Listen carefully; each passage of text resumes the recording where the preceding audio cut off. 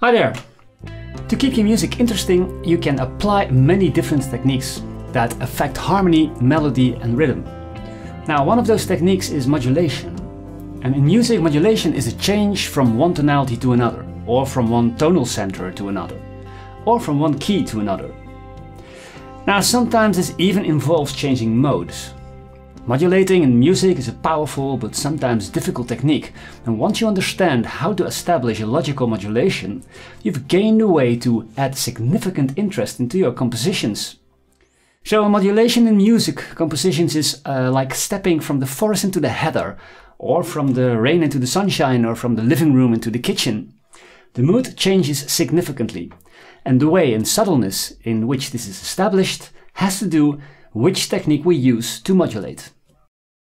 Well, there are different ways to modulate from one key to another. And we also have to keep in mind that you can speak of a modulation only when the new key takes up a substantial part of the musical piece. And not just two measures, for instance, what happens, for instance, with a modal interchange or a secondary dominant.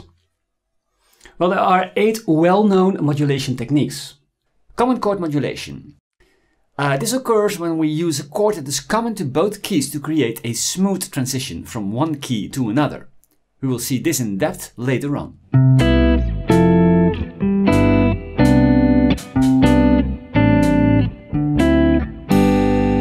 Common tone or enharmonic modulation. This occurs when using a sustained note that is common to the preceding chord of the original key and the following chord that is in the destination key.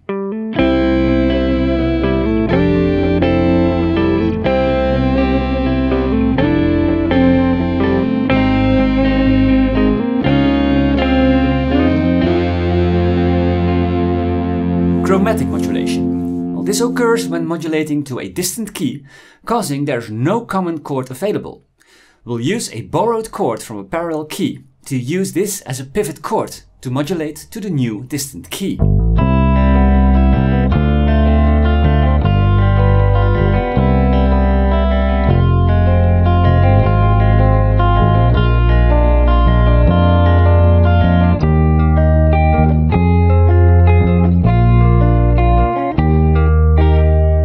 Phrase or direct modulation.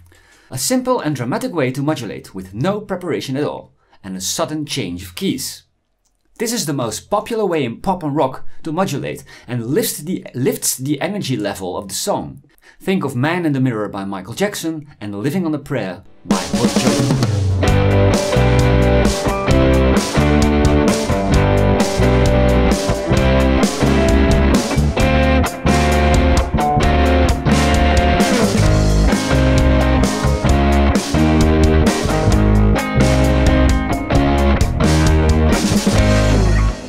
Sequential modulation or Rosalia.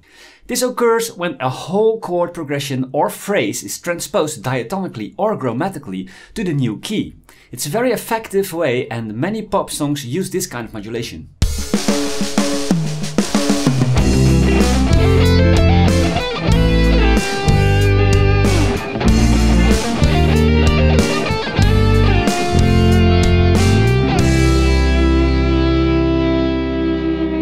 Changes between parallel keys or modes. Well, this occurs when you change the mode without changing the root. For instance, modulating from C major to C minor.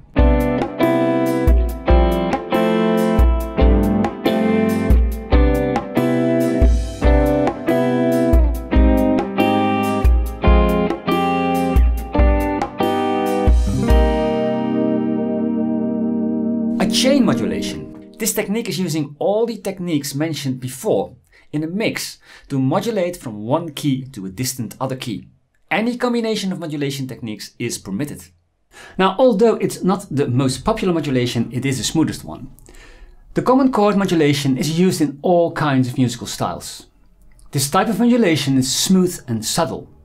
The great classical composers used it, and the Beatles and all that came after used it too. A common chord modulation is a modulation from one key to the other, using a chord that is shared in both original and destination key. Like when you want to change rooms, for instance, you'll use a door. This door is common to both rooms, through which you can smoothly change from one room to the other. Now you could see the door as a common chord. You could also see this chord as a pivot point of our modulation. So you can modulate in different directions. And such a common chord in both keys is called a pivot chord. And therefore the common chord modulation is also called a pivot chord modulation. Now you can modulate from a major key to a major key, a minor key to a minor key, a major key to a minor key, and a minor key to a major key. Now most common chord modulations occur between so-called closely related keys. So what are closely related keys and where to buy them? Closely related keys are keys that, well, are closely related. How close? Pretty close. Let's look at the circle of fifths, and at the top of the key is C major. As you can see, the keys that surround the C major key are F major on the left and G major on the right. So the two keys F major and G major are closely related to C major and preferably used as a destination key when modulating from the C major key to something else. As you may or may not know, every major key has a related minor key. So F major and D minor, for instance, C and A minor and G and E minor. So these minor keys are also considered to be closely related keys of C major.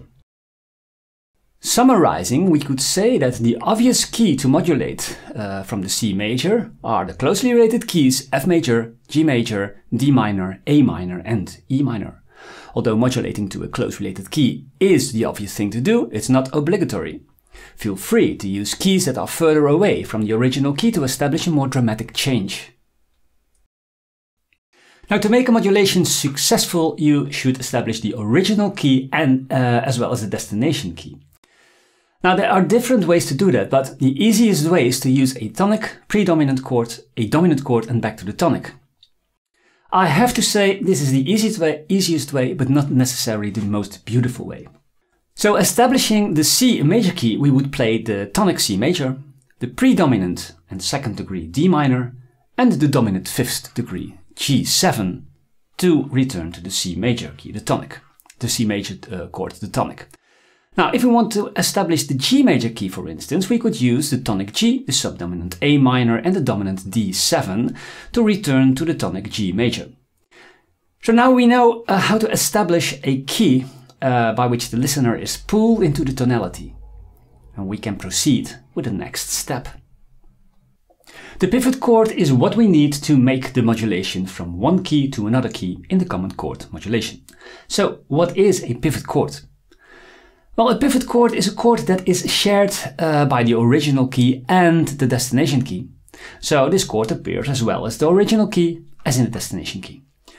The pivot chord is most likely going to serve as a so-called predominant chord in the destination key that leads up to the dominant chord of that destination key. So a common chord modulation structure could look like this. We got the original key, then a pivot chord, which is a predominant in the destination key, a dominant chord, which is in the destination key that leads to the chord progression in the destination key. Say we want to modulate from C major to the closely related G major key. Now we have to find chords that are native to C major and G major. Now let's take a look at these two scales and their chords. C major contains the following chords: C, D minor, E minor, F, G, A minor and B diminished. The G major key contains the chords G, A minor, B minor, C, D, E minor and F sharp diminished. The common chords are C major, E minor, G major and A minor. Now we know that the G chord is the fifth degree in the original C major key. This chord has a strong gravity towards the tonic of this original key, namely the C major chord. So the G chord is not very suitable for traveling to another key than C major. Let's eliminate this chord.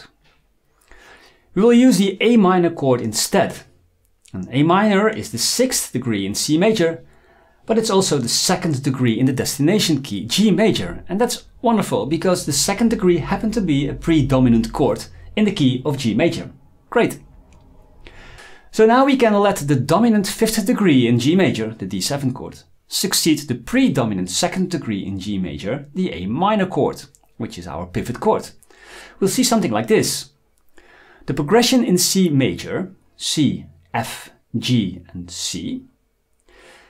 The pivot chord A minor leads to the dominant chord D7 and then leads to the progression in G major, G, C, D7, G. Well, simple and obvious example of such a modulation would look like this.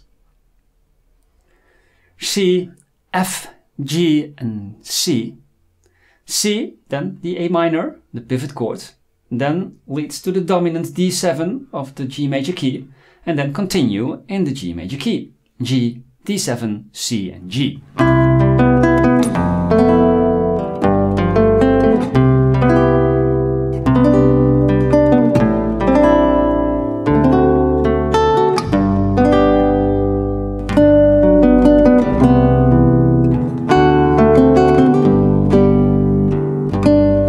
So in the previous example, we took the A minor as a shared chord, as a pivot chord to make a modulation.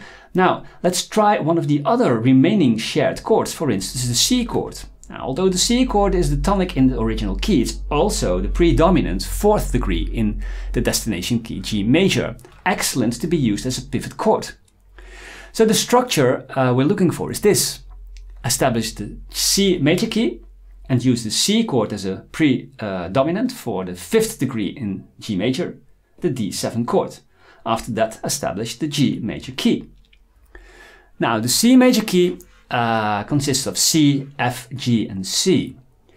Then C will be our pivot chord, D7 is the dominant in the destination key, and the destination key G major looks like this, G, C, D7 and G. Now here is a more musical example of the use of a pivot chord and a common chord modulation. The progression in C major looks like this. C, A minor, G, F, G7, C over G, and a G7 and C. The pivot chord is the C chord, which is the dominant in F. With this chord, the key of F is established over the next 8 bars. C, D minor, B flat, F, D minor, C, and F.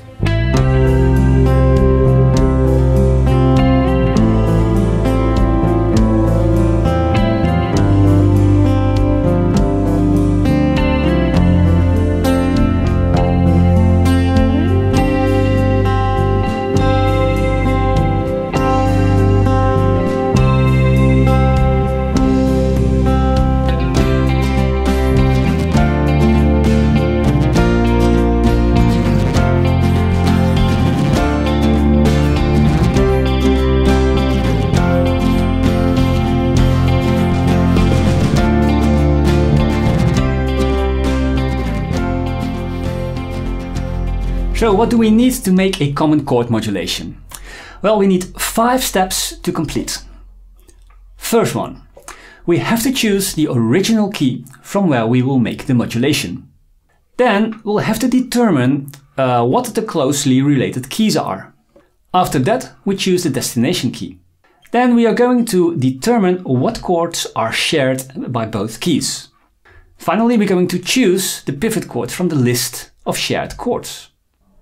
And then we are going to make the modulation.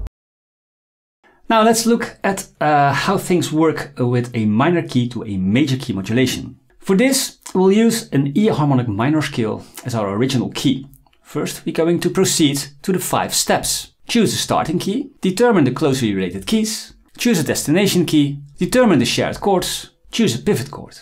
Now the starting key will be the E minor key, and we'll place this in the circle of fifths as a relative minor of the G major key, and we'll see this. The closely related keys of E minor are A minor, B minor, C major, G major and D major. We will choose G major as our destination key.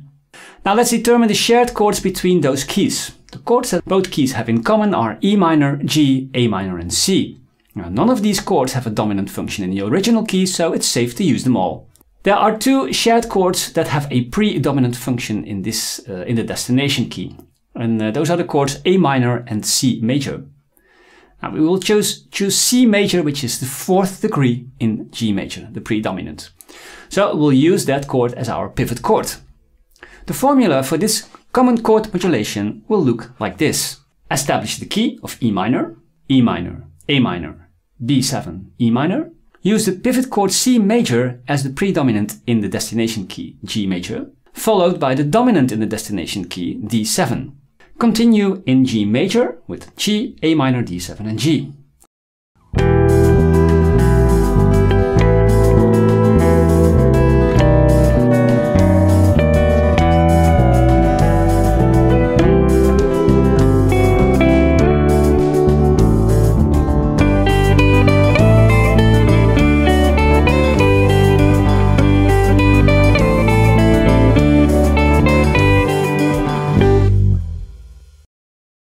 So, as we've seen earlier in the video, there are a lot of ways to modulate from one key to another, and they all have their own possibilities and impact.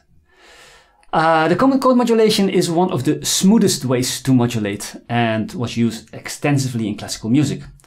I think this is a good way to make a seamless transition from one key to another, but if you're looking for a more shocking and dramatic modulation, then this is not one of them. Well, more videos will follow about the other kind of modulations, so in the end you can choose the right one for you. I hope this was crystal clear, and you can use it in your own compositions, of course. I would say bye for now and greets from the Netherlands.